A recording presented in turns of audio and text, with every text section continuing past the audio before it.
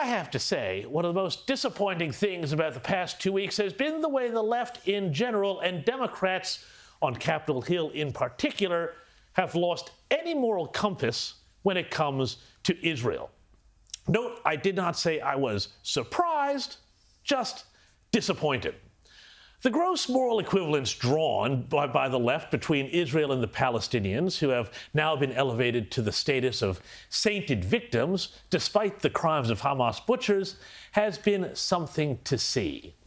But here's what's pretty amazing. When they're confronted about it, Democrats run. I'm going to show you a few examples of these cowardly Israel bashers, but let's start with this guy first, Montana Senator Jon Tester. He's so freaked out about being asked about Israel, about his anti-Israel record, he actually runs down the stairs, the back stairs in the Capitol building. Have a look.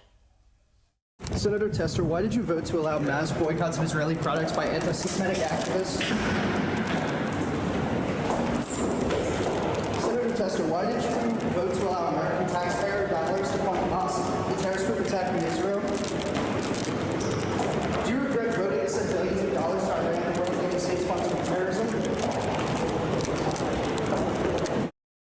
Yes, run, piggy, run. And then there was this guy, Dallas Congressman Colin Allred, who was so annoyed about being questioned about his record on Israel that he threatened to call the cops.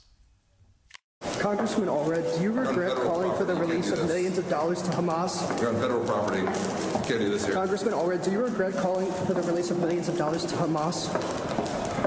You really can't do that. Congressman Allred, do you regret calling for the release of millions of dollars to Hamas? You really I'll can't get the do Capitol that. Police for you. Do you regret voting against Iron Dome funding as Hamas attacked Israel with rockets aimed at civilians? You're on federal property. Stop doing this.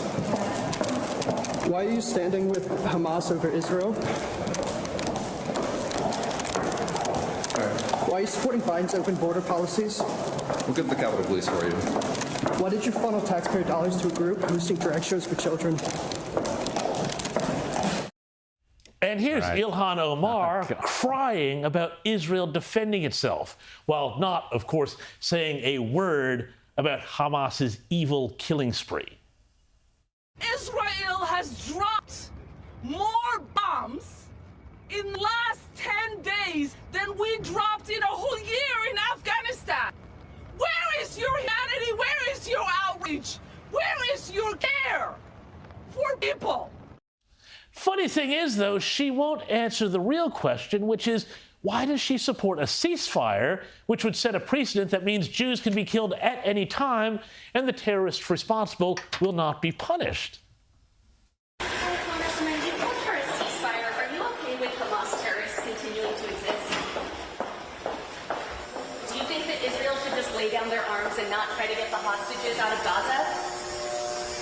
How can Israel have a ceasefire with terrorists whose entire mission is to wipe out their existence? You're blocking the elevator. She's got. How can they have a ceasefire if they're trying to wipe out this crazy lady? Don't worry about it. Now, I could fill a whole show with this sort of thing, but there are a couple of things to be learned from this. One, despite being the designated victim of the week, a lot of Democrats actually do not like being questioned about their support for Palestine, which all too often translates into support, even tacitly, for Hamas and its dreams of a Jew-free Middle East. Look at what happened when Democrat Senator Ed Markey called for de-escalation in a speech on the conflict last week. There must be a de-escalation of the current violence. The United States should...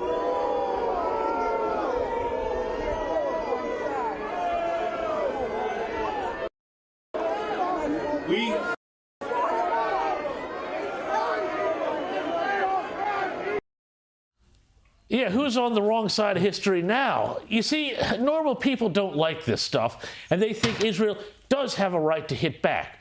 Which brings me to my second point.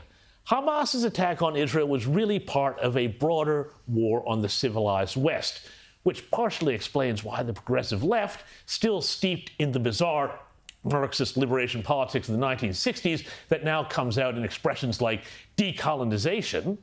And others have noted that when the Nazis tried to murder the Jews of Europe, they tried to hide their crimes. Hamas, on the other hand, live streams their brutality.